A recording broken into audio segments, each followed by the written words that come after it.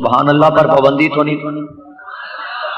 میں نے سنا ہے کہ آپ کے مرکزی قائد مولانا مسعود الرحمان عثمانی صاحب کے یہاں آنے پر پابندی ہے، وہ نہیں آئے یا ان کو نہ آنے دیا جائے، آپ کو سبحان اللہ کہنے پر پابندی تو نہیں؟ زور سے بولو تو پھر سبحان اللہ کہہ دو۔ بھئی افراد پر پابندی لگائی جا سکتی ہے، اللہ کی ذات پر یا اللہ کی تعریف پر تو پابندی نہیں لگ سکتی۔ اور اگر کوئی اللہ کی تعریف اور رسول اللہ صلی اللہ علیہ وسلم کی تعریف پر کوئی پابندی لگاتا ہے تو اگر ڈنمارک کے خاکے چھاپنے والا بے ایمان گستاخ ہے تو یہ بھی اس سے بڑا گستاخ ہے، ٹھیک ہے، جو اپنا ہو کر کے پنگے لیتا ہے۔ نحمده ونستعینه ونستغفره ونؤمن به ونتوکل علیہ ونعوذ باللہ من شرور انفسنا ومن سیئات اعمالنا من يهده الله فلا مضل له ومن يضلل فلا هادي له ونشهد أن لا إله إلا الله وحده لا شريك له له ولا وزير له ولا مشير له ولا معين له وصل على بعد الرسل وخاتم الأنبياء المبعوث إلى كافة للناس بشيرا ونذيرا وداعيا إلى الله بإذنه وسراجا منيرا أما بعد فأعوذ بالله من الشيطان الرجيم بسم الله الرحمن الرحيم لقد من الله على المؤمنين إذ بعث فيهم رسولا من أنفسهم يتلو عليهم آياته ويزكيهم ويعلمهم الكتاب والحكمة وإن كانوا من قبل لفي ضلال مبين قال النبي صلى الله عليه وسلم من أحبني اتبع سنتي ومن اتبع سنتي كان معي في الجنة وقال النبي صلى الله عليه وسلم أصحابي كالنجوم بأيهم اقتديتم اهتديتم وقال النبي صلى الله عليه وسلم إذا رأيتم الذين يسبون أصحابي فقولوا لعنة الله على شركم صدق الله العظيم وصدق رسوله النبي الكريم دروشی پڑھ اللهم صل على محمد وعلى آل محمد كما صليت على إبراهيم وعلى آل إبراهيم إنك حميد مجيد اللهم بارك على محمد وعلى آل محمد كما باركت على إبراهيم وعلى آل إبراهيم إنك حميد مجيد۔ قابل صد احترام حضرات علماء کرام، معزز بزرگوں، میرے ہم سفر ہم مشن ساتھیوں،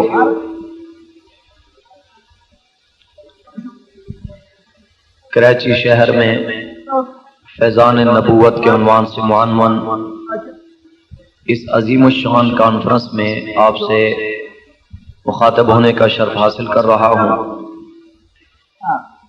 اللہ پاک سے التجا ہے پروردگار عالم سچ اور حق بیان کرنے کی توفیق عطا فرمائیں، ہم سب کو اور تمام مسلمانان عالم کو قرآن و سنت کے مطابق زندگی بسر کرنے کی توفیق عطا فرمائیں۔ جن ساتھیوں نے اس پروگرام کا اہتمام کیا مبارکباد کے مستحق ہیں، اللہ پاک انہیں جزائے خیر عطا فرمائے اور سرکار دو عالم صلی اللہ علیہ وسلم کے ساتھ والہانہ محبت اور عشق اور آپ کی سنتوں پر، آپ کی تعلیمات پر ہم سب کو رب تعالی عمل کی توفیق عطا فرمائے۔ عنوان کی مناسبت سے مجھ سے پہلے آپ علماء کرام کے خیالات عالمانہ محققانہ انداز میں سماعت فرما چکے ہیں۔ اسی مناسبت سے کچھ معروضات آپ کے گوش و گزار کی جائیں گی۔ آپ صلی اللہ علیہ وسلم کی سیرت طیبہ بڑا مقدس، مبارک، مطہر عنوان ہے، جس میں رب تعالی نے وسعت اتنی زیادہ رکھی ہے کہ ہم اسے ساری زندگی بیان کریں تو آپ کی سیرت کے عنوان کو مکمل بیان نہیں کر سکتے۔ آج تک 1400 سال گزر گئے، خطیبوں نے اپنی خطابت کے جوہر دکھاتے ہوئے آپ صلی اللہ علیہ وسلم کی سیرت کو بیان کیا، ادیبوں نے ادیبانہ انداز میں، شعراء نے شاعرانہ انداز میں، مصنفین نے تحریر اور تالیف کی صورت میں، مقررین نے تقریروں اور واعظین نے وعظوں میں، ہر انداز میں آپ صلی اللہ علیہ وسلم کی سیرت کو بیان کیا گیا، لیکن آج تک اس سمندر کے کنارے تک کوئی نہیں پہنچ سکا، اور نہ ہی اس کی گہرائی کو چھو سکا ہے، اور نہ ہی اس بات کا کوئی دعویٰ کر سکا ہے کہ میں نے آپ صلی اللہ علیہ وسلم کی سیرت کو مکمل بیان کر دیا ہے یا بیان کرنے کا حق ادا کر دیا ہے۔ سید عطا اللہ شاہ بخاری رحمۃ اللہ علیہ اسی لیے فرمایا کرتے تھے،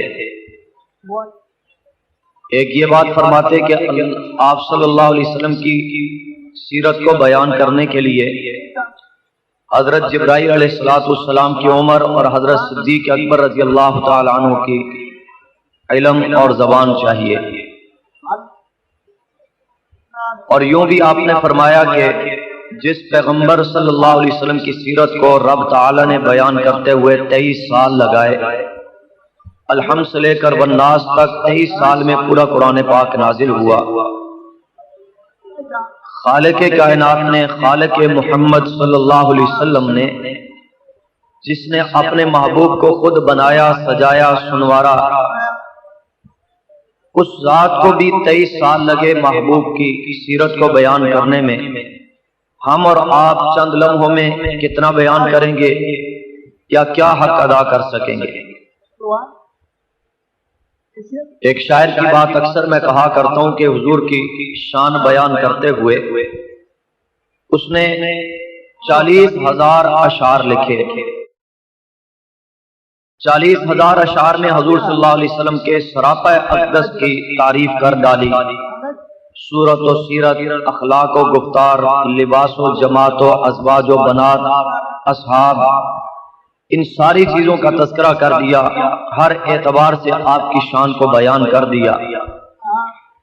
40,000 اشعار لکھنے کے بعد اس کو چاہیے یہ تھا کہ وہ یہ کہتا کہ میں نے تعریف مکمل بیان کر دی، سیرت مکمل بیان کر دی اور بیان کرنے کا حق ادا کر دیا، لیکن اس کے بعد بھی وہ یہ کہتا ہے، اپنی کم مائگی، کم علمی کا اعتراف کرتے ہوئے یہ بتانا چاہتا ہے کہ میں حضور کی سیرت کا حق ادا نہیں کر پایا۔ 40,000 اشعار کے بعد وہ اس انداز میں اس بات کا اظہار کرتا ہے، کہتا ہے کہ تھکی ہے فکر رساں مدح باقی ہے۔ سبحان اللہ پر پابندی تو نہیں؟ میں نے سنا ہے کہ آپ کے مرکزی قائد مولانا مسعود الرحمان عثمانی صاحب کے یہاں آنے پر پابندی ہے، وہ نہیں آئے یا ان کو نہ آنے دیا جائے، آپ کو سبحان اللہ کہنے پر پابندی تو نہیں؟ زور سے بولو تو پھر سبحان اللہ کہہ دو۔ بھئی افراد پر پابندی لگائی جا سکتی ہے، اللہ کی ذات پر یا اللہ کی تعریف پر تو پابندی نہیں لگ سکتی، اور اگر کوئی اللہ کی تعریف اور رسول اللہ صلی اللہ علیہ وسلم کی تعریف پر کوئی پابندی لگاتا ہے تو اگر ڈنمارک کے خاکے چھاپنے والا بے ایمان گستاخ ہے تو یہ بھی اس سے بڑا گستاخ ہے، ٹھیک ہے؟ जो अपना हो करके पंगे लेता है। तो खैर जोर से कहो सुभान अल्लाह। वो कहता है कि थकी है फिक्रे रसां मदा बाकी है, कलम है आबला पा मदा बाकी है, वर्क तमाम हुआ मदा बाकी है, तमाम उम्र लिखा मदा बाकी है। कहते हैं जिस जबान से मैं हुजूर की शान बयान कर रहा था, सीरत बयान कर रहा था, मेरी जुबान थक गई मगर हुजूर की सीरत का उन्वान अब भी बाकी है। जिस कलम से लिख रहा था वो कलम जवाब दे चुका, उसकी स्याही खुश्क हो चुकी, हुजूर की शान का उन्वान अब भी बाकी है। और जिस किताब पर लिख रहा था, लिखते लिखते बड़े बड़े दफातर लिख दिए, रजिस्टर भर दिए, किताबें लिख दी, वर्क तो खत्म होने को है मगर हुजूर की सीरत का उन्वान अब भी बाकी है। फिर कहता है मैंने सारी उम्र लिखा, हुजूर की शान सारी उम्र बयान की, मेरे पांव कब्र में लटक रहे हैं, सर दाढ़ी के बाल सफेद हो चुके हैं, मेरी उम्र तो खत्म होने को है, आका की सीरत का उन्वान अब भी बाकी है। तो जिस पैगंबर सल्लल्लाहु अलैहि वसल्लम की सीरत के उन्वान में इतनी वसअत हो, फिर उस पैगंबर के सीरत के उन्वान में से फैजान नबूवत का उन्वान लिया जाए तो इस फैज में भी इतनी वसअत है कि हम इसको भी मुकम्मल नहीं बयान कर सकते। इसलिए कि आप सल्लल्लाहु अलैहि वसल्लम का फैज ऐसा नहीं कि चंद अफराद पर, चंद इलाकों पर, चंद लोगों पर, चंद जमातों पर, चंद कबाइल और खानदानों पर, या मखलूक में से कुछ मखसूस हिस्से पर, कुछ मखसूस हल्के अहबाब पर आपका फैज हो तो आदमी उसके चंद बातों के तस्करे करके कह देता है जी ये आपका फैज था, इतना ही था, ये मैंने बयान कर दिया है।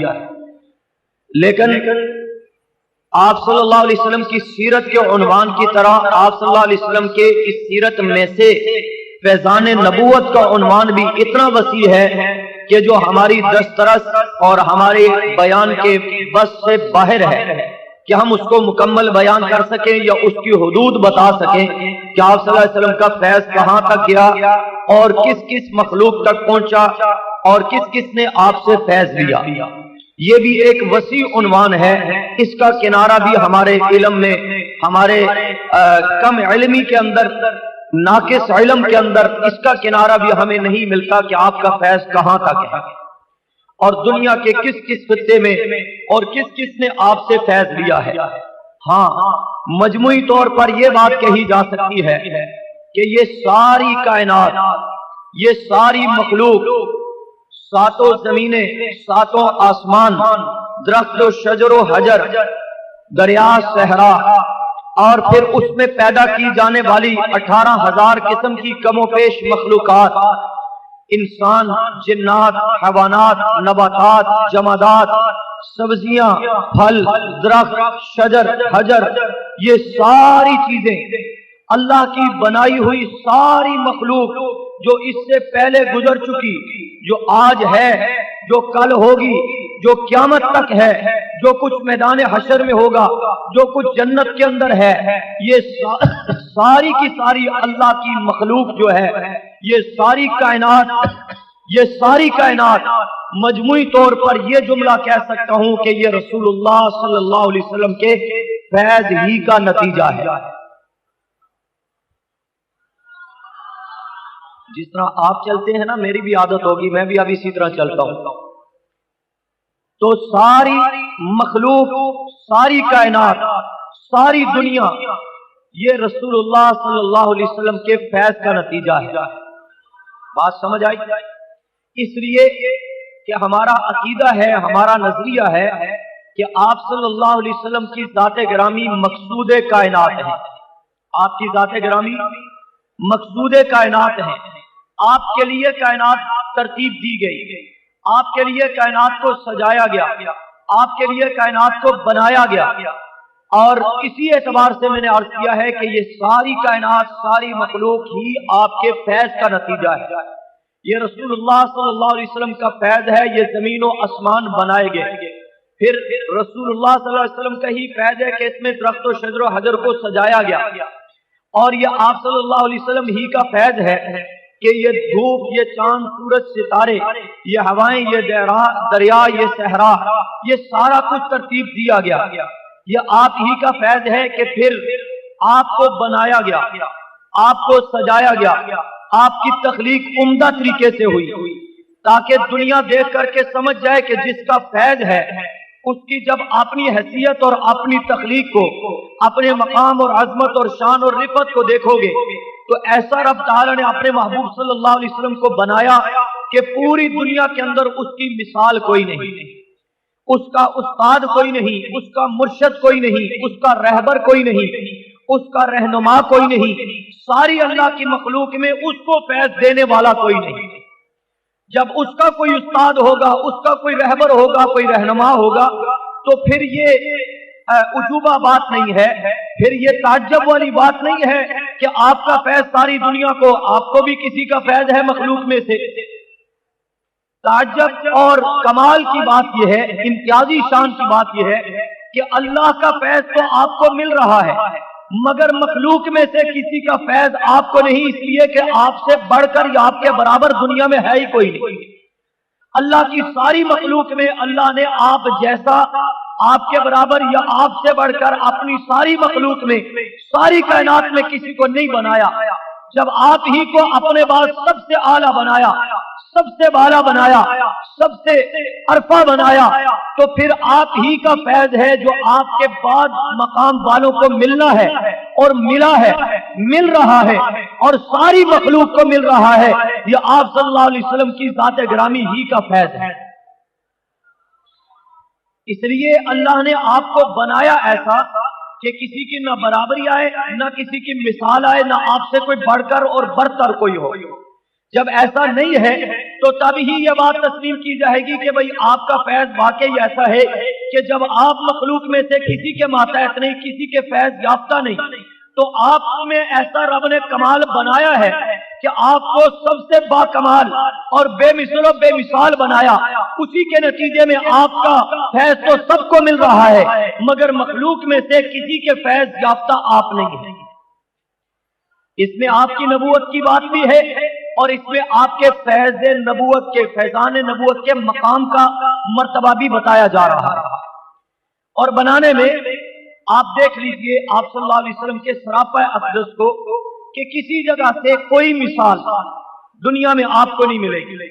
بنانے میں رب تعالی نے اپنے پیغمبروں کو ساری مخلوق میں اشرف المخلوقات انسانوں میں سے انبیاء علیہ السلام، لیکن ان میں بھی یہ مثال نہیں ملے گی جو رسول اللہ صلی اللہ علیہ وسلم کو مقام دیا گیا، جو شان دی گئی، جو فضیلت دی گئی۔ یہ مقام، یہ سعادت کسی اور پیغمبر صلی اللہ علیہ وسلم کو اس حیثیت تک نہیں ملی، اگرچہ اپنی جگہ پر انبیاء کا مقام بھی بہت بڑا مقام ہے، لیکن رسول اللہ صلی اللہ علیہ وسلم کو جو مقام دیا گیا یہ کسی اور کے حصے میں نہیں آئے۔ جو انداز ولادت ہے، جو انداز تخلیق ہے، جس ترتیب پر آپ کو بھیجا گیا، میں اس کی جھلک عرض کر کے پھر میں آگے عنوان کو آپ کو سمجھانا چاہوں گا کہ آپ صلی اللہ علیہ وسلم، تاکہ اسی سے یہ بات بھی سمجھ آئے کہ آپ صلی اللہ علیہ وسلم کا فیض جو ہے ساری کائنات کو مل رہا ہے تو آپ میں کمال کیا ہے۔ کمال یہ ہے کہ آپ کی مثال دنیا میں نہیں، آپ سب سے زیادہ با کمال ہیں ہر اعتبار سے۔ صورت میں دیکھیں تو صورت آپ جیسی کسی کی نہیں، سیرت میں دیکھیں تو آپ کی سیرت جیسی سیرت دنیا میں کسی کی نہیں، آپ کے اخلاق کو دیکھیں تو دنیا میں آپ جیسا اخلاق کسی کا نہیں، انداز ولادت کو دیکھیں تو دنیا میں ایسی ولادت نہیں، انداز تعریف اور توصیف کو دیکھیں تو ایسی تعریف اور توصیف دنیا میں کسی کی نہیں۔ اور آپ صلی اللہ علیہ وسلم کی تعلیمات کو دیکھیں، شریعت کو دیکھیں، نازل ہونے والی کتاب کو دیکھیں، آپ کی تربیت یافتہ جماعت کو دیکھیں، فیض یافتہ جماعت کو دیکھیں، ازواج کو دیکھیں، بنات کو دیکھیں، تو مجموعی طور پر ان سب میں سے کسی کی مثال آپ کو دنیا میں نہیں ملے گی۔ سب بے مثل و بے مثال بھی ہیں، با کمال بھی ہیں۔ اللہ نے اپنے محبوب صلی اللہ علیہ وسلم کو یوں ہی نہیں بنا دیا، اذا اراد شیئا ان یقول له کن فیکون، جیسا ساری کائنات کو بنایا کن کہا، ایک بات کا ارادہ کیا بنانا ہے بن گئے، نہیں، ایسی بات نہیں۔ آپ کو باقاعدہ اہتمام کے ساتھ بنایا، جنت سے مٹی منگوائی گئی فرشتوں سے نہیں خود اپنے ہاتھوں سے بنایا، ترتیب دیا.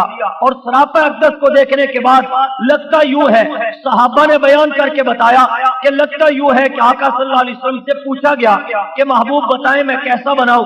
حضور بتاتے گئے رب تعالیٰ آپ کو بناتے گئے، اور اس انداز میں بنایا کہ قرآن پاک نے اس کا تعارف کرا کر بتا دیا.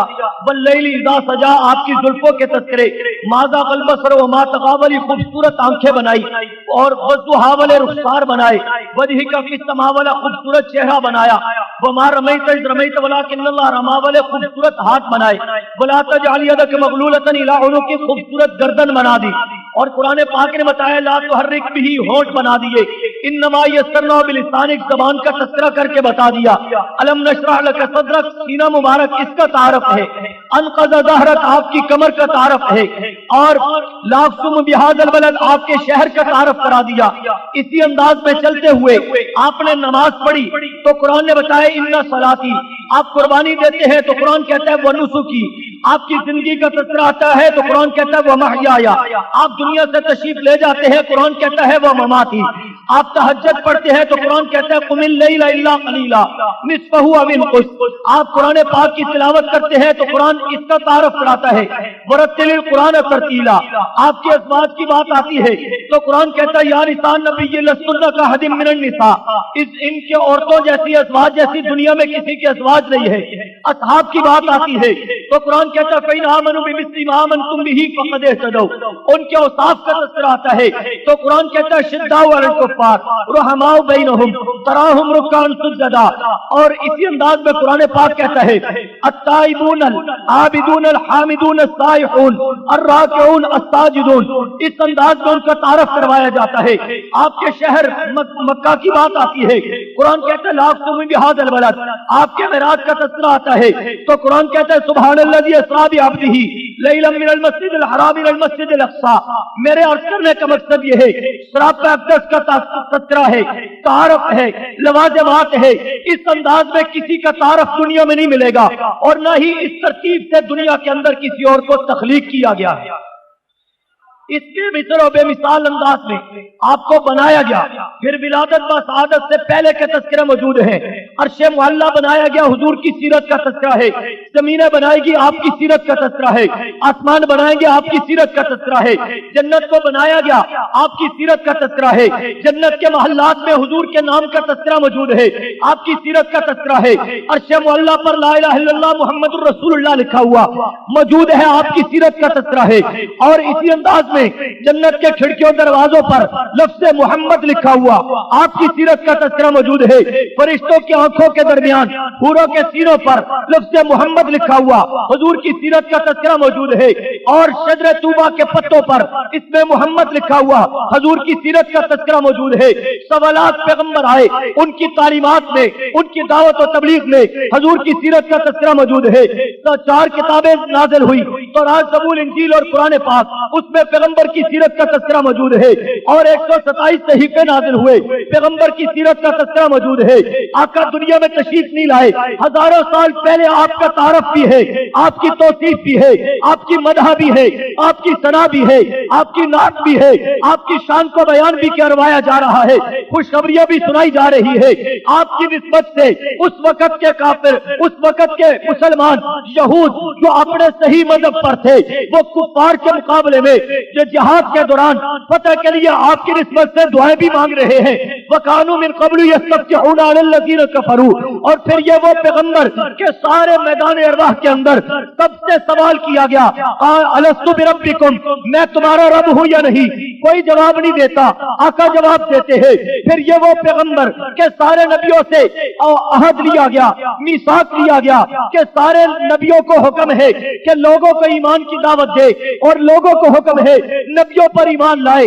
مگر یہاں میں نبیوں کو حکم دیتا ہوں کہ میرے آقا آپ کی موجودگی میں آ جائیں تو آپ ان پر بھی ایمان لے کر کے آئیں. فَإِذَا أَخَذَ اللَّهُ مِيثَاقَ النَّبِيِّينَ لَمَا آتَيْتُكُم مِّن كِتَابٍ وَحِكْمَةٍ. ابھی آقا تشریف نہیں لائے، لوگ احترام بھی کرتے ہیں، تعریف بھی کرتے ہیں، سیرت کے تذکرے بھی ہوتے ہیں، پیغمبر تذکرے کرتے ہیں، ان کی امتیں تذکرے کرتی ہے.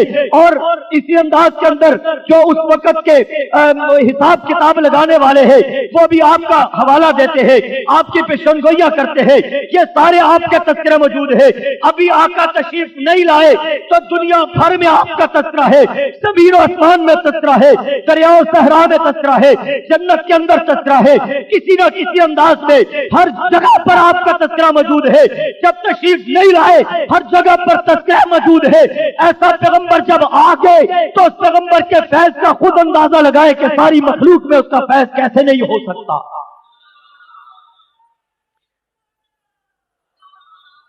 फिर आका सल्लल्लाहु अलैहि वसल्लम की आमद है, इसकी तरतीब का भी एहतमाम है बाकायदा। कबीला कौन सा, शहर कौन सा, घर कौन सा, खानदान कौन सा, वालिद कौन सा, वालदा कौन सी, अज़वाज कौन सी बनाई जाएंगी, बनात कौन सी दी जाएंगी, बेटे कौन से दिए जाएंगे, इन सारी चीजों का भी एहतमाम है। इसलिए कि इसे बेमिसल और बेमिसाल और बाकमाल पैगंबर बनाना है, ताकि इसके फैज से मैंने सारी कायनात को, सारी मखलूक को फैज, इसका फैज पहुंचाना है। तो ऐसा मैं पैगंबर बना करके भेजूं को कि ये किसी का फैज याफ्ता भी ना हो, इसके बराबर भी कोई ना हो, इस जैसा भी कोई ना हो। चुनांचे रब तआला ने आप सल्लल्लाहु अलैहि वसल्लम को इसी तरतीब पर बेमिसल और बेमिसाल और हर चीज का एहतमाम और इंतखाब करके आपकी तख्लीक फरमा करके आपको दुनिया में मबूस फरमाया। अब तवज्जो कीजिए, जब आका सल्लल्लाहु अलैहि वसल्लम दुनिया में तशरीफ अभी नहीं लाए थे, इससे पहले की हालत दुनिया के अंदर क्या थी?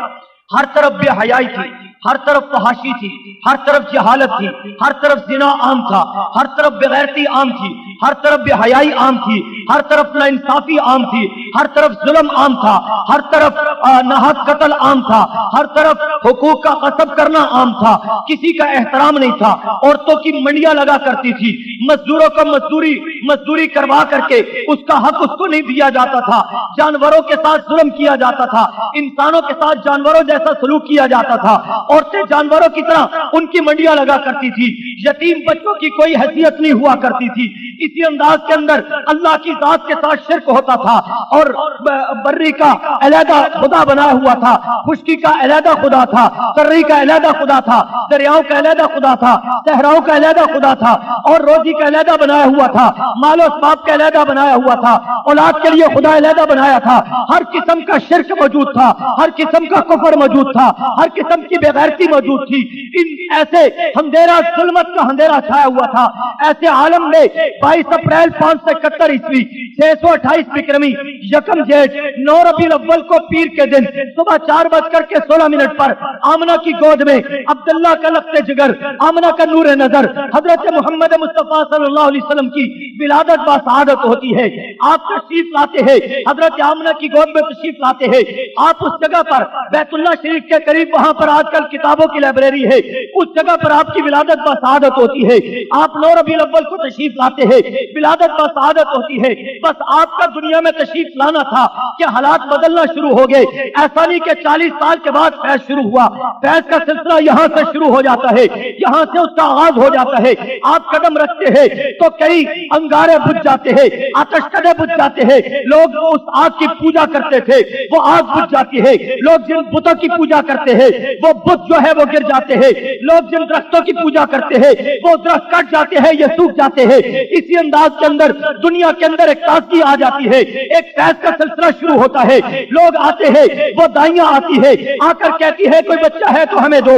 जब पता लगा बच्चा यतीम है लेकिन उसके फैज का उनको पता नहीं, वो वापस चली जाती है। गरीब दाई हलीमा आती है, सवारी भी ना लागर है, कमजोर है, वो आकर के बच्चा मांगती है। पता लगता है अब्बा नहीं है, यतीम बच्चा है, इसको लेकर के जाना है, वो लेकर के चल पड़ती है। कई दाइयां जो छोड़ करके चली गई, सवारियां भी अच्छी थी, पोजीशन भी उनकी अच्छी थी, सारे मामलात अच्छे थे, मगर उनको पता नहीं था। वो ये समझी कि यतीम है, इससे हमें क्या मिलेगा। लेकिन दाई हलीमा शादियां लेकर के गई तो तब जाकर के पता लगा कि जिसने ठुकराया था कि यतीम समझ करके, गरीब समझ करके, लावारिस समझ करके उसे ठुकरा दिया था कि यहाँ से क्या मिलेगा। उस लागर सवारी को देखा कि बाकी सवारियां पीछे हैं, सवारी हलीमा सादिया की आगे जा रही है, तेजी के साथ बढ़ रही है। है, उससे पूछा क्या बात है? पता लगा कि जिसको तुमने लावारिस समझ करके, कुछ न मिलने वाला समझ करके छोड़ दिया था, वहां से ही ये सब कुछ मिल रहा है। सवारी में कुव्वत भी पैदा हो गई, उसका ज़ौक़ भी दूर हो गया, उसकी रफ्तार में इजाफा हो गया। वजह पूछी गई, पता लगा कि फैज़ान नबूवत इस पर सवार है, उसको लेकर के जा रहे हैं। जब घर में जाते हैं, खाने को कुछ नहीं, पहनने को कुछ नहीं, पीने को कुछ नहीं, मगर घर के अंदर तब्दीली आ जाती है। वो बकरियां जिनके थरों के अंदर कभी दूध नहीं आया करता था, वो हरियाली जहां पर खुश्क हो चुकी थी, वहां से कुछ नहीं मिलता था, आज उस जगह पर सब्जा आता है, बकरियां खा करके आती है, उनके थनों के अंदर दूध उतर आता है। इतना दूध है, बर्तन भर जाते हैं, वो खत्म होने को नहीं आता। वजह क्या है? वो कहती थी गरीब है, इसको छोड़ दो, मगर ये लेकर के जाने वाली बताती है कि जब से मैं इस आका को लेकर के आई हूँ, इमामुल अंबिया को लेकर के आई हूँ, अब्दुल्लाह के लख्त जिगर, आमना के नूरे नजर को लेकर के आई हूँ, इसका फैज़ ही इतना है, जहाँ हर चीज में बरकत है, जहाँ रोशनी भी फैल जाती है। ये क्या होता है? एक ही सब बातों का जवाब आता है, जिसको तुम लावारिस समझ करके, यतीम समझ करके और मस्कीन समझ करके छोड़ करके आ गई, यहाँ से कुछ नहीं मिलेगा। मैं हलीमा सादिया, वो गरीब होने के बावजूद उस पैगंबर को लेकर के आई हूँ जिससे मुझे सब कुछ मिल रहा है, मुझे सब कुछ मिल रहा है। तुमने लावारिस गरीब यतीम समझकर छोड़ दिया था, मगर मैं इसे ले आई हूं कि चलो जो भी है लेकर के जाती हूं, और इसी की वजह से अल्लाह ने मुझे सब कुछ दिया है। घर के अंदर किसी चीज की कमी नहीं रही। इसकी वजह सिर्फ ये है कि मोहम्मद मुस्तफा सल्लल्लाहु अलैहि वसल्लम के अंदर किसी चीज की कमी नहीं रही। इसकी वजह सिर्फ ये है कि मोहम्मद मुस्तफा सल्लल्लाहु अलैहि वसल्लम का ये फैज है जो अब इन ज़ाहिरी चीजों पर जारी होता है, और उसके नतीजे में हर चीज के अंदर बेहतरी आ जाती है, ताजगी आ जाती है, शादाबी आ जाती है, बरकत आ जाती है, इजाफा हो जाता है। इसी अंदाज के अंदर आपके ये 40 साल गुजरते हैं, मक्का के इलाके के अंदर गुजरते हैं, लोग अमानतें आपके पास रखवाते हैं, लोग फैसले आपसे करवाते हैं, लोग एतमाद आप पर करते हैं, लोग एहतराम आपका करते हैं। ये क्या वजह है? अभी नबूवत तो नहीं मिली, मगर नबूवत से पहले का ये आपका फैज है। नबूवत से पहले का फैज है कि लोग चेहरे को देख करके आपका एहतराम करते हैं, कोई जुल्फों को देखकर आपका एहतराम करता है, कोई आपके अखलाक और किरदार को देखकर, शराफत को देखकर आपका एहतराम करता है, इस शराफत को देखकर आपका एहतराम किया जाता है। ये आपके फैज का नतीजा है। और इसी फैज का यह नतीजा था कि बैतुल्लाह शरीफ में हिजर अस्वद जब तामीर की गई तो हजरत अस्वद को नस्ब करने का मौका आया। हर एक कबीले ने कहा मैं ऐसा करूंगा, मैं ऐसा करूंगा। करीब था कि तलवारें निकल आती, मुकाबला हो जाता, जंगो जिदाल होता, कत्लो गारत होती, लोग तय तेग हो जाते। यही शख्स था कि जिसने आकर के फैसला हुआ कि कल सुबह रसूलुल्लाह सल्लल्लाहु अलैहि वसल्लम से ये फैसला करवाया जाएगा, और आप जिसके मुतालिक जो फैसला फरमाएंगे, मस्जिद में हरम शरीफ में सबसे पहले जो आएगा उससे फैसला होगा, और वो फैसला जो करेगा वही मंजूर होगा। वो सबसे पहले आने वाले इमामुल अंबिया सल्लल्लाहु अलैहि वसल्लम की जात गिरामी है। और जब आपसे फैसला करवाया गया तो ऐसा फैसला था, एक चादर के अंदर पत्थर मुबारक रखवाया, और फिर सब कबाइल के सरदारों से कहा इस चादर को हाथ से पकड़ो, उठा करके वहां ले जाओ, और फिर अपने हाथ मुबारक से उठा करके नस्ब कर दिया। दो बातें सामने आ गई। एक तो बात ये सामने आई कि इतनी बड़ी लड़ाई होनी थी, खून खराबा होना था, अरब का मिजाज था, औस और खजरत के कबाइल, दीगर कबाइल छोटी छोटी बातों पर पूरे खानदान ज़िबा कर दिया करते थे। मगर ये पैगंबर के आज फैज का नतीजा है कि आपकी आमद की वजह से, आपकी मुदाखलत की वजह से, आपके फैज की वजह से नतीजा ये निकलता है कि खून खराबे से भी बच जाते हैं, सबको हिजर अस्वद उठाने की सआदत भी मिल जाती है, और फिर किसी गलत आदमी के हाथ से अल्लाह के पाक घर में अब पत्थर मुबारक को नस्ब भी नहीं होने दिया जाता, बल्कि पैगंबर के पाक बाज हाथों से उस पत्थर को बैतुल्लाह में नस्ब करवाया जाता। यह हुजूर के फैज का नतीजा था। इतने बड़ा खून खराबा भी खत्म हो गया, और नतीजा भी अच्छा निकला, फैसला भी हो गया, खुश भी हो गए, सआदत भी मिल गई, और सही जगह पर सही चीज सही हाथों से नस्ब भी हो गई। आका सल्लल्लाहु अलैहि वसल्लम का फैज है।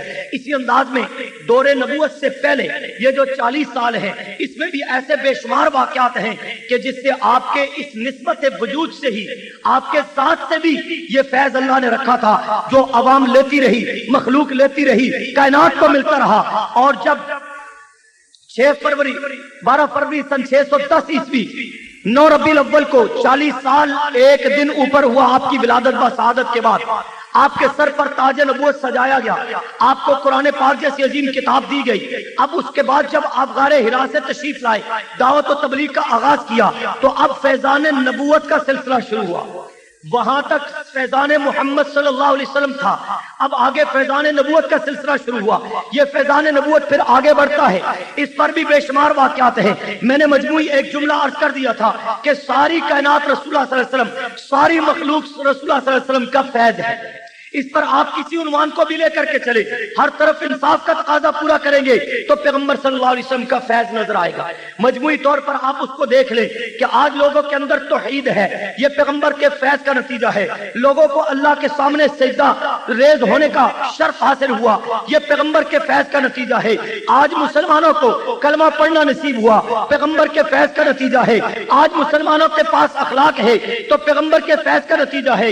آپ مسلمان ماں کو ماں مانتے ہیں، بیٹی کو بیٹی کا مقام دیتے ہیں، بیوی کو بیوی کا مقام دیتے ہیں، اور اسی انداز میں بہن کو بہن کا مقام دیتے ہیں، باپ کو باپ کا مقام دیتے ہیں، بھائی کو بھائی کا مقام دیتے ہیں، اور استاد کو استاد کا مقام دیتے ہیں، شاگرد کو شاگرد کی حیثیت دیتے ہیں، اولاد کو اولاد کی حیثیت دیتے ہیں، مسجد کا احترام کرتے ہیں۔ یہ جتنا بھی اخلاق ملا، یہ جتنے بھی آپ کو مقام ملے ہیں، یہ سارا پیغمبر کے فیض کا نتیجہ ہے۔ یہ کس کا نتیجہ ہے؟ آقا صلی اللہ علیہ وسلم کے فیض کا نتیجہ ہے۔ اب نبوت آپ کو مل گئی، نبوت ملنے کے بعد آپ اپنے فیض کا اعلان کرتے ہیں صفا مروہ پر کھڑے ہو کر کے۔ اب آپ دیکھیے کہ حضور علیہ السلام جب اپنی نبوت کا اعلان کرتے ہیں تو اپنے فیض کو پھیلانا شروع کرتے ہیں، تو سب سے پہلے توجہ ہے میری طرف، سب سے پہلے اب آگے سعادت کی بات ہے کہ فیض لیا کس نے، ٹھکرایا کس نے؟ فیض بولو اور زور سے بولو، فیض لیا کس نے اور فیض کو ٹھکرایا کس نے؟ اب رسول اللہ صلی اللہ علیہ وسلم جب پہاڑی پر کھڑے ہوتے ہیں اپنے فیض کے اعلان کے لیے، اپنے فیض سے مستفیض کرنے کے لیے، اپنے فیض کو پھیلانے کے لیے، اپنے فیض کی دعوت اور تبلیغ کے لیے، تو چاہیے تو یہ تھا کہ 40 سال اس پیغمبر کا دور نبوت سے پہلے کا فیض یہ مکہ کے عوام دیکھ چکے ہیں۔ چاہیے یہ تھا کہ بلا چون چرا اس فیض کو لے لیا جاتا، توجہ ہے، اس فیض کو لے لیا جاتا۔ بڑے اہم نقطے کی بات عرض کرنا چاہتا ہوں، یہ فیض لے لیا جاتا، مگر ہوتا کیا ہے کہ جب آپ نے فیضان نبوت کی بات کی، جب فیضان محمد تھا، جب فیضان ولادت محمد تھا، تو سب خوشی منا رہے تھے، سارے فیض لے رہے تھے۔ لیکن جب پیغمبر صلی اللہ علیہ وسلم نے فیضان نبوت کی بات کی، جملے پر غور کرنا، جب فیضان محمد تھا، جب فیضان محمد بن عبداللہ تھا، تو تب تو سب لے رہے تھے، اور جب 40 سال کے بعد فیضان نبوت کی بات کی، فیضان محمد الرسول اللہ کا اعلان ہوا، یہ فیض جب تقسیم ہونے لگا، چاہیے تو یہ تھا کہ 40 سال کردار دیکھ چکے تھے، اخلاق دیکھ چکے تھے، بچپنا دیکھ چکے تھے، اور مزاج دیکھ چکے تھے، طبیعت دیکھ چکے تھے، کردار دیکھ چکے تھے، بے داغ پاک اور جوانی دیکھ چکے تھے، صورت دیکھ چکے تھے، سیرت دیکھ چکے تھے۔ چاہیے تو یہ تھا کہ جہاں محمد بن عبداللہ کا فیض لے رہے تھے، وہاں آج محمد الرسول اللہ کی حیثیت کا بھی فیض لیتے، فیضان نبوت کو بھی حاصل کرتے۔ مگر جب اس فیضان نبوت کا اعلان کیا گیا تو ایک شخص کھڑا ہوتا ہے، ہاتھ میں پتھر اٹھاتا ہے، آپ صلی اللہ فیضان نبوت کا جو محمد بن عبداللہ تھا وہ تو لے رہے ہیں، لیتے رہیں گے، مگر آج جو تم فیض محمد الرسول اللہ دینا چاہتے ہو نہیں چاہیے، اگر دینے میں زبردستی کرو گے تو یہ پتھر بھی دیکھ لیں۔ پتہ ہے یہ کون شخص تھا؟ جانتے ہو یہ کون تھا؟ اس کا نام ہے ابو لہب۔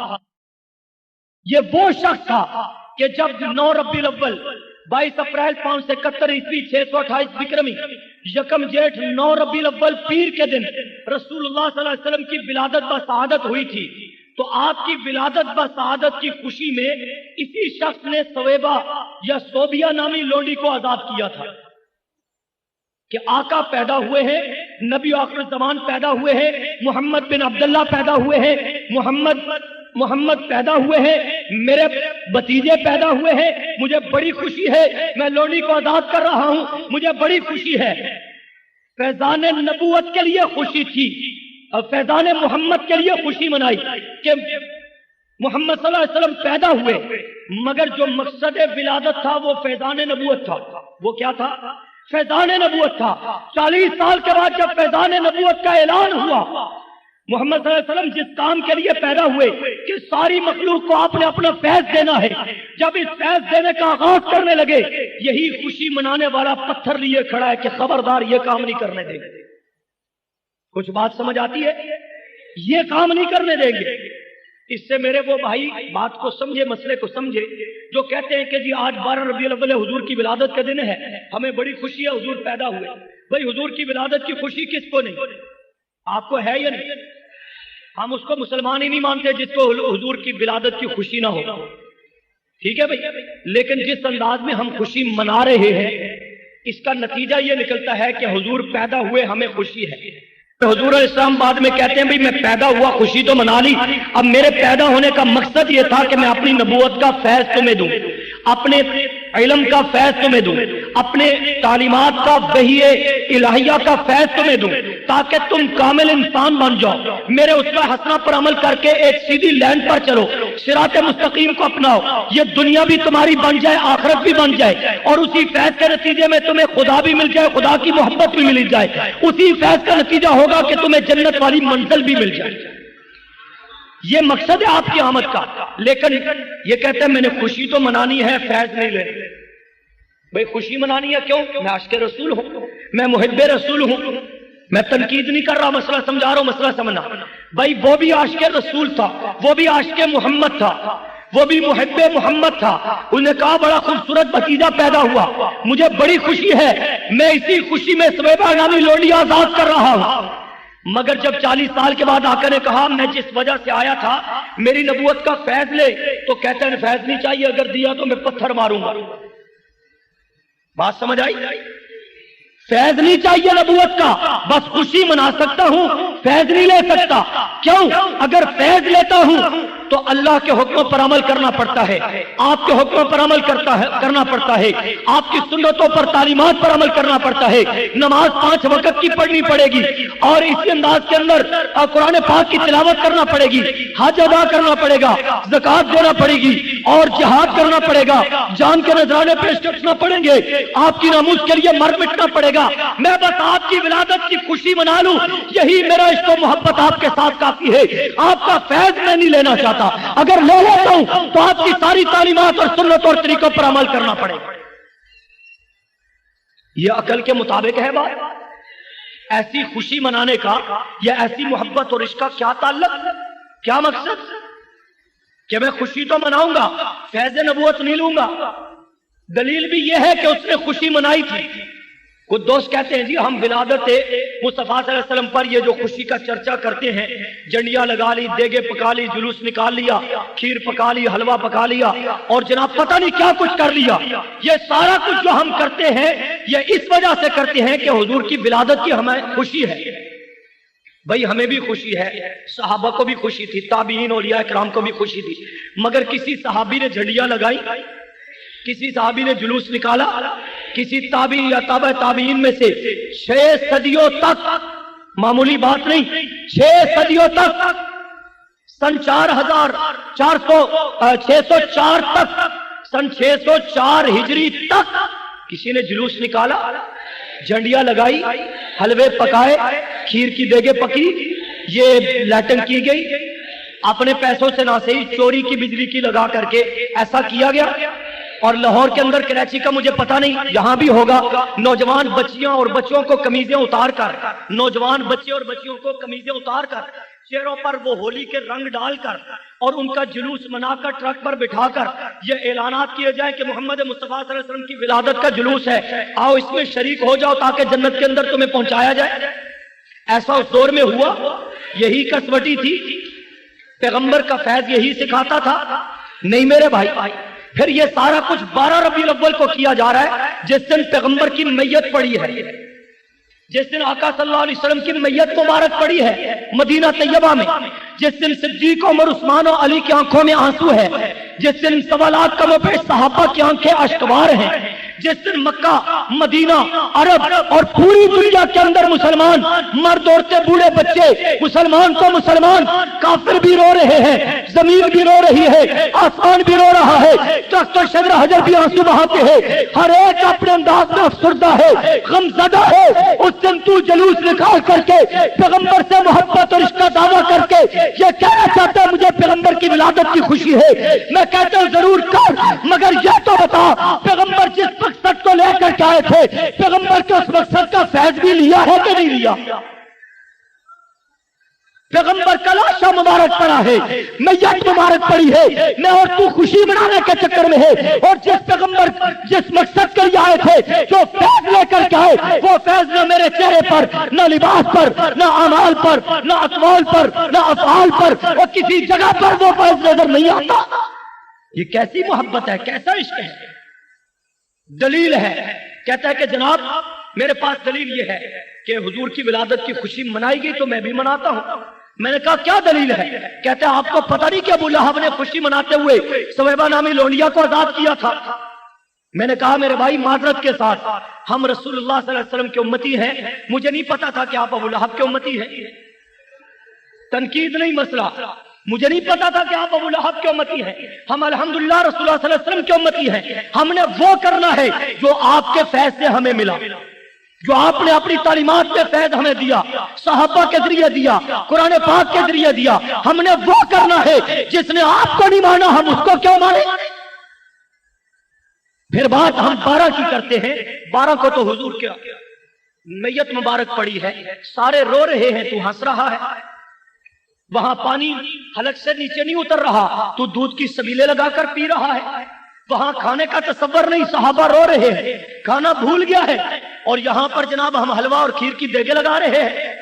वहां पर बेहयाई को अपने फैज से आका ने खत्म किया, यहां उस बेहयाई का सबब बना जा रहा है। और अब तो चूंकि तरक्की याफ्ता दौर है ना, हमने अपनी आंखों से देखा, कानों से सुना कि इंडिया के गानों पर थाप और रक्स और नाच करके क्या कर रहे हो नौजवानों? तुम्हें पता नहीं हुजूर की विलादत का दिन है? शराब की महफिलें लाहौर के अंदर, शराब की महफिलें, जिना की महफिलें, क्या करते हो? आज ईद उल फितर का दिन है, क्या करते हो? आज ईद उल अज़हा का दिन है। इस खुशी में हम ये शराब कबाब की महफिलें जमाए हुए हैं। अगर ये भी गलत है, मगर अब मजीद इसके अंदर तरक्की हो गई। आज तुम क्या कर रहे हो? कहते हैं आज भी तो एक ईद है, ईद मिलादुन नबी। हम खुशी के अंदर रक्स भी कर रहे हैं, जिना भी कर रहे हैं, इंडिया के गानों पर था पर नाच भी कर रहे हैं। क्यों? पैगंबर का हमें पैगंबर के साथ इश्क मोहब्बत है। मैं लानत देता हूं ऐसे इश्क और मोहब्बत पर। यह पैगंबर से इश्क और मोहब्बत नहीं, यह खुली मुनाफिकत है। किसने तुम्हें कहा कि पैगंबर सल्लल्लाहु अलैहि वसल्लम 12 को पैदा हुए? और अगर पैदा भी हुए तो तू फैज लेना, उनकी तालीमात पर अमल कर। तू वो कर रहा है जो पैगंबर ने ना किया, ना करने का हुक्म दिया। सारा दिन जुलूस है, जंडिया है, शोर शराबा है। जोर की नमाज पढ़ी है? ओ जी मैं जरा मसरूफ था दुकान पर। असर की नमाज पढ़ी है? जुलूस आ गया था, मैं उसके साथ चल पड़ा था। मगरब और इशा पढ़ी है? नाथखानी हो रही थी, वहां बैठा था। सुबह पढ़ी है? सारी रात महफिल मिलाद में जो था, सुबह की नमाज कैसे पढ़ता बता? क्या पैगंबर ने यही फैज दिया था कि फर्ज छोड़ दे और मेरा नाम लेकर के ये अंदाज अपना और मेरे रब को भी नाराज कर, मुझे भी नाराज कर और कह ये कि मैं हुजूर का आशिक और मुहिब हूं? मेरे भाइयों ऐसा ना करो।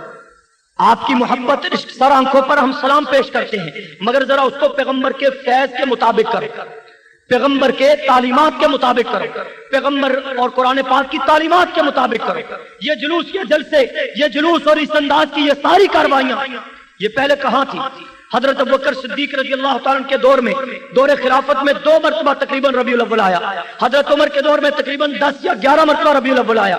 हजरत उस्मान के दौर में 11 या 12 मरतबा रबीउल अव्वल आया। हजरत अली के दौर में 5 या 6 मरतबा रबीउल अव्वल आया। हजरत अमीर मुआविया रज़ियल्लाहु तआला के दौर में तकरीबन 19 या 20 मरतबा 12 रबीउल अव्वल आया। कभी ऐसा हुआ जो आज यहाँ हो रहा है? क्या कह दोगे कि ये पैगंबर के बराह रास्त फैज याफ्ता सहाबा ये पैगंबर की खुशी नहीं मना सकते थे? या इनको पैगंबर से हमसे कम इश्क था? इनकी मोहब्बत हमारी मोहब्बत से कम थी? बोलो भाई। तो फिर उन्होंने कुछ नहीं किया, हम मोहब्बत का कौन सा अंदाज लेकर के आ गए? اور ویسے بھی جو بات میں نے 12 کی ہے، جو تحقیق ہے وہ یہی ہے کہ حضور کی ولادت شہادت 9 ربیع الاول کو ہوئی ہے۔ محمود پاشا فلکی مصری نے 150 صفحات پر تحقیقی کتاب اس پر لکھی ہے۔ اور اب میں چیلنج کرتا ہوں، جدید دور ہے، کمپیوٹرائز دور ہے، آپ سابقہ، ماضی اور حال مستقبل کے شیڈول ترتیب دیے ہوئے ہیں، ان سب کو لے کر کے کمپیوٹر میں ڈال کر نئی جدید ٹیکنالوجی کے مطابق تحقیق کر لو۔ ذمہ داری سے کہتا ہوں کہ پیر کا دن ولادت و شہادت، اس میں تو کوئی اختلاف نہیں کہ آپ پیر کے دن پیدا ہوئے تھے، اور پیر کا دن 9 ربیع الاول بنے گا، نہ 8 بنے گا، نہ 12 بنے گا۔ اور ویسے بھی میں پیغمبر صلی اللہ علیہ وسلم کے مقام اور اس شان کو دیکھتا ہوں تو 8 ربیع الاول بھی پیغمبر سے مناسبت نہیں رکھتا، 12 بھی پیغمبر سے مناسبت نہیں رکھتا کہ یہ پیغمبر کی ولادت کی تاریخ ہے۔ کیوں؟ اللہ پاک نے اپنے اس پیغمبر کو بے مثل و بے مثال بنایا، ہر چیز کو اعلیٰ، عرفہ اور بالا بنایا، ایسا بنایا کہ کسی چیز میں کمی نہیں، پستی نہیں ہے، بلندی ہے، عروج ہے، زوال نہیں ہے۔ اور 8 کی تاریخ بعض مورخین اور سیرت کی کتابوں والے نے 8 تاریخ لکھی۔ جب آپ 8 پر غور کریں گے تو اس میں کمی پائی جاتی ہے، 12 پر غور کرو گے تو اس میں بھی کمی پائی جاتی ہے، جو پیغمبر کے شایان شان نہیں ہے۔ مثال کے طور پر 8 اور 8 کتنے ہوتے ہیں؟ بولو یار، 16 میں کتنے ہندسے ہیں؟ 2، 1 اور 6، 1 اور 6 کتنے ہوتے ہیں؟ 7۔ پہلے 16 بنے تھے، ان 2 کو دیکھا تو یہ کم ہو گئے، 7 رہ گئے۔ 8 میں سے بھی 1 کم ہو گیا، 16 میں سے بھی اتنے کم ہو گئے، 7 رہ گئے۔ 3 8 ملاؤ تو کتنے بنیں گے؟ 8 اور 8 16 اور 3 8 24۔ کہیں اور بیٹھے ہوئے یار، 24 بنیں گے۔ 24 میں 2 ہندسے ہیں، 4 اور 2 کتنے بنتے ہیں؟ 6۔ ایک اور کم ہو گیا، یہ بڑھ رہا ہے یا گھٹ رہا ہے؟ کم ہو رہا ہے۔ اور 4 8 ملاؤ تو کتنے بنتے ہیں؟ 32۔ 8 چوکے 32۔ 32 میں 2 ہندسے ہیں، 3 اور 2 اور 3، 2 اور 3 کتنے بنے؟ 5۔ یہ اور ایک کم ہو گیا، ہوا ہے کہ نہیں ہوا؟ آگے چلو، 5 8 ملاؤ تو کتنے؟ یار کہاں بیٹھے ہو، سو رہے ہو نا؟ 5 8 ملاؤ تو کتنے؟ 40۔ 40 میں ایک 4 ہے اور ایک 0، 0 ہو گیا، بات ختم ہو گئی۔ ٹھیک ہے، 12 اور 12 کتنے بنے؟ 12 ربیع الاول کے حوالے سے 12 اور 12 کتنے بنے؟ 24۔ 24 میں پھر 2 ان سے آئے، 4 اور 2 کتنے بنے؟ 6۔ پورے 6 کم ہو گئے۔ 3 12 ہو تو کتنے بنے؟ 36 میں 2 ان سے ہیں، 6 اور 3 کتنے؟ 9۔ یہاں بھی 3 کم ہے۔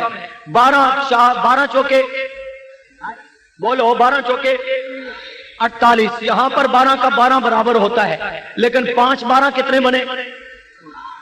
60۔ اور 60 میں 6 1 6 اور 1 کیا ہے؟ 0۔ بات پھر یہاں ختم ہو گئی۔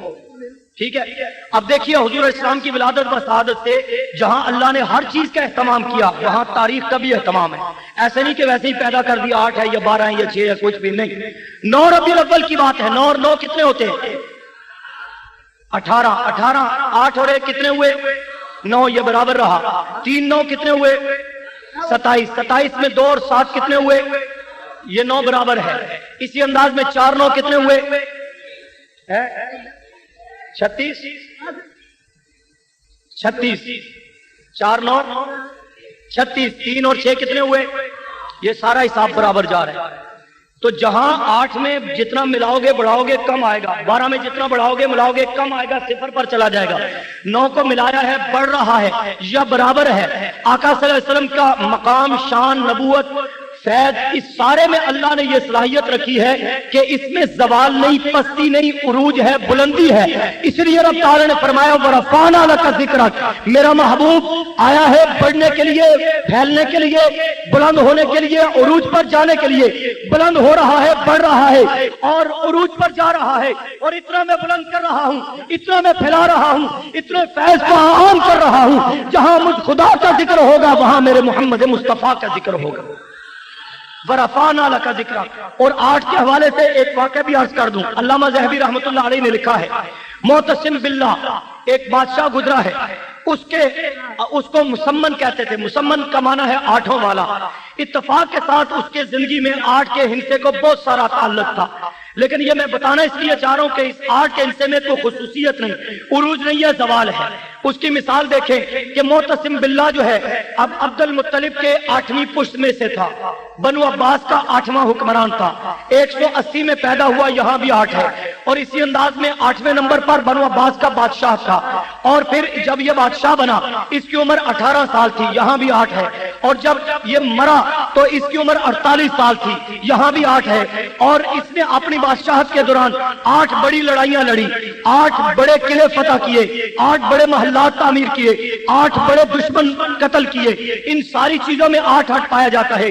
اس کا جو ستارہ ہے وہ اقرب ہے، اور اقرب ستارہ جو ہے اس کا تعدد جو ہے وہ 8 بنتی ہے، اور اسی طرح اس کا برج جو ہے وہ 8واں برج ہے، اور اسی انداز کے اندر جب یہ دنیا سے چلا گیا تو یہ 21 ربیع الاول کو فوت ہوا ہے، تو 21 ربیع الاول کے بعد اس سال کا وہ ربیع الاول 29 دنوں کا تھا، اس ترتیب پر 8 دن مہینے کے ختم ہونے میں رہتے تھے، وہ دنیا سے رخصت ہوا، 280 میں مرا، یہاں بھی 8 ہے، اور جب مر گیا تو اس نے 8 لاکھ درہم، 8000 دینار اور 8000 گھوڑے، 8000 کنیزائیں، 8000 غلام اس نے ترکے میں چھوڑے، ان ساری چیزوں میں 8 کا تذکرہ ہے، اس کی ساری عمر 8 کے ساتھ بندی ہوئی تھی، مگر اس کو عروج ملا یا زوال ملا؟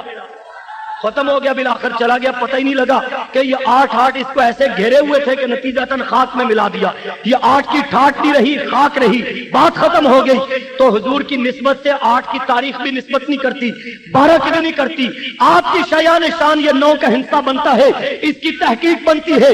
تو بہرحال پیغمبر کے ہر مقام میں بلندی ہے۔ بات میں یہ کہنا چاہ رہا تھا، 12 ربیع الاول سے بات دور نکل گئی کہ حضور کی ولادت و سعادت 9 کو ہوئی، وفات 12 کو ہوئی۔ اگر خوشی منانی ہے تو خوشی وہ منائے جس نے پیغمبر کا فیض لیا ہے، پیغمبر کی تعلیمات پر عمل کیا ہے، پیغمبر کے حکموں پر عمل کیا ہے، وہ خوشی بنا کر کے دکھائے۔ پیغمبر کی صورت تیرے پاس نہیں، پیغمبر کی سیرت تیرے پاس نہیں، پیغمبر کا کردار تیرے پاس نہیں، پیغمبر کے اخلاق تیرے پاس نہیں، نماز ہم نہ پڑھے، زکوٰۃ ہم نہ دے، جہاد کے لیے ہم نہ جائے، صدقہ ہم نہ ادا کرے، ماں باپ کے حقوق ہم نہ ادا کرے، بیوی کے حقوق ہم نہ ادا کرے، اولاد کے حقوق ہم نہ ادا کرے، اور تجارت کے اندر انصاف ہم نہ کرے، جج بنے تو اس میں انصاف نہ کرے، وکالت کا پیشہ ہے اس کے اندر ہم حلال حرام کی تمیز نہ کرے، اور کسی بھی زندگی کے شعبے میں ہے شرعی طور پر اس کے حقوق پیغمبر کے فیض اور تعلیمات کے مطابق ادا نہ کرے۔ اور جب 12 ربیع الاول آئے تو سب سے پہلا بڑا عاشق بن کر کے رہا جاؤ کہ مجھے حضور کے آنے کی خوشی ہے، لہٰذا میں دیکھ پکا رہا ہوں، میں جھنڈیاں لگا رہا ہوں۔ وہ اللہ کے بندے، خدا تیرا دینا قبول کرے، تو کیوں فضول خرچی کرتا ہے؟ تیری پیغمبر سے نسبت اور محبت اور اس کا تقاضا یہ ہے، پہلی خوشی اس بنیاد پر کر کہ پورے سال کے بعد آج پھر 12 ربیع الاول آیا ہے، میں دیکھوں تو صحیح کہ پچھلے 12 ربیع الاول سے لے کر اس 12 ربیع الاول تک میں نے پیغمبر کی آمد کے مقصد پر عمل کتنا کیا ہے، پیغمبر سے فیض کتنا لیا ہے، پیغمبر کی سنتوں سے فیض کتنا لیا ہے، تعلیمات سے فیض کتنا لیا ہے، کردار سے فیض کتنا لیا ہے، لباس سے فیض کتنا لیا ہے، اصحاب سے فیض کتنا لیا ہے، میں نے پیغمبر کی تعلیمات اور مقصد آمد سے فیض کتنا لیا ہے۔ کچھ لیا ہے تو خوشی منا، نہیں لیا ہے تو فکر کر اور مزید فیض لینے کی سوچ، تاکہ جب میرا تیرا اٹھنا بیٹھنا، چلنا پھرنا، حقوق اور اسباب، والدین اور بیوی بچے، گھریلو معاملات، معاشی معاملات، اقتصادی معاملات، سیاسی معاملات، سماجی معاملات، یہ سارے معاملات آقا کے حق کے مطابق ہوں گے، سنت کے مطابق ہوں گے۔ یہی میری تیری پیغمبر کی ولادت پر بڑی خوشی ہے۔ شکرانے کے نفل ادا کر کے پیغمبر کے سال ثواب کر دینا، تلاوت کر کے پیغمبر کا ثواب دے دینا، درود پڑھ کے پیغمبر کا ثواب دے دینا۔ میں سمجھ جاؤں گا، تجھے بھی تسلی ہوگی کہ واقعی آج آقا کی آمد کی خوشی ہے کہ آقا آئے تب مجھے یہ اعمال ملے، یہ اخلاق ملا، یہ مقام ملا، میں انسان کامل بنا، میں اچھا باپ بنا، اچھا بیٹا بنا، اچھا شاگرد بنا، اچھا پروفیسر بنا، اچھا ڈاکٹر بنا۔ اگر یہ ہے تو پیغمبر سے محبت ہے، پیغمبر سے عشق ہے، پیغمبر کو امتی ہے، اور اسی نسبت سے پیغمبر کا فائز سر سے لے کر پاؤں تک میرے اعمال اور کردار میں چلکتا ہوا نظر آئے۔ دیکھنے والی دوسری قومیں میرے ہم سے مزید پیغمبر کا یہ فیض لے کر کے تو بھی پیغمبر کا امتی ہو، کلمہ پڑھ لے تو مان لینا میں بھی مسلمان، تو بھی مسلمان۔ اور اگر ہمیں تمہیں ہماری حرکتوں کو دیکھ کر شرما جائے یہود، تو پھر ساتھ سے میرا تیرا عمل غلط غلط ہے، اس عمل کو پیغمبر کے فیض کے مطابق کر، تعلیمات کے مطابق کر، یہی محبت کا تقاضا، یہی اس کا تقاضا، یہی امتی ہونے کا تقاضا، یہی اس کے رسول کا تقاضا، یہی ایمانیت کا تقاضا ہے۔ ایسا کر لے، دنیا بھی بن گئی، آخرت بھی بن گئی، یہی پیغمبر کا فیض تھا، یہی رہے گا۔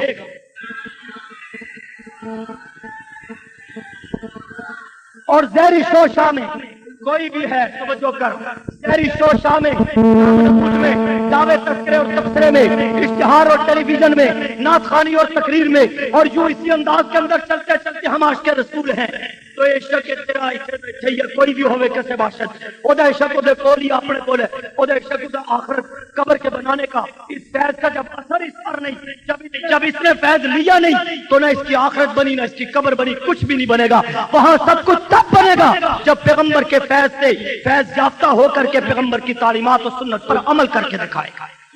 پھر اس فیض کا نتیجہ نکلے گا من احبنی، اس کا نتیجہ یہ نکلے گا کہ رسول اللہ صلی اللہ علیہ وسلم فرماتے ہیں، قرآن ہے، رب کا حکم ہے، قل ان کنتم تحبون اللہ فاتبعونی۔ پیغمبر کی اتباع کا پہلا فیض، پیغمبر کی اتباع کا پہلا فیض پیغمبر سے محبت اور عشق ہے۔ پیغمبر کی اتباع کر، اتباع کا پہلا فیض ملے گا، یحببکم اللہ، کے خدا کی محبت مل جائے گی۔ حضور کی اس اتباع کے فیض کے نتیجے میں اللہ کی محبت ملے گی اور ہدایت ملے گی، جنت ملے گی، سکون ملے گا، حوض کوثر پہ جام کوثر ملے گا۔ یہ سارا کچھ وہاں ملے گا اگر پیغمبر سے فیض لے گا، یہ اس فیض کا نتیجہ ملے گا، یہی پیغمبر کا فیض ہے۔ اور اگر صرف تعلق کا دعویٰ کر کے بات کہہ دی تو پھر میرے بھائی اسی طرح گزر جائے گا، فیض سے ہم مستفید نہیں ہو سکیں گے۔ صحابہ کرام، میں بات شروع کر رہا تھا کہ حضور صلی اللہ علیہ وسلم نے اعلان نبوت کے بعد اپنے فیض کو پھیلانا شروع کیا۔ ایک تو وہ بات سمجھ آ گئی کہ اس نے فیض کو روکنے کے لیے پتھر اٹھایا کہ ہمیں فیض نہیں چاہیے، ہمیں محمد چاہیے، مگر محمد الرسول اللہ صلی اللہ علیہ وسلم کا فیض نہیں چاہیے۔ اس نے رکاوٹ ڈالی، آج وہ جہنم میں جل رہا ہے۔ اور جنہوں نے فیض لیا، الحمد سے لے کر والناس تک 750 آیات قرآن پاک میں ان کی شان بیان کرتی ہے۔ یہ دکان چھوڑ کر کے بھاگ رہا ہے،